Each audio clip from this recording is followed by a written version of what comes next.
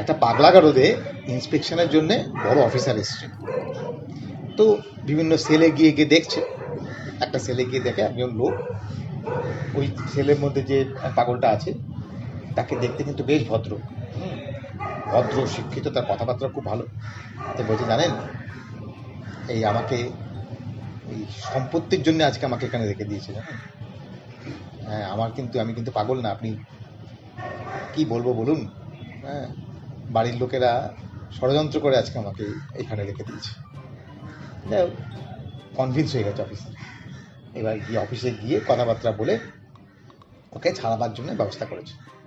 এবার বেরোবার সময় ওর কাছে এসছে, বলে, আপনার ছুটি হয়ে যাচ্ছে, অফিসে কথা বলেছি, আপনি বাড়ি যান, কোনো অসুবিধা নেই। এবার চলে যাচ্ছে যখন, বলছে, স্যার আপনি চলে যাচ্ছেন, আমার নাচটা দেখে যান।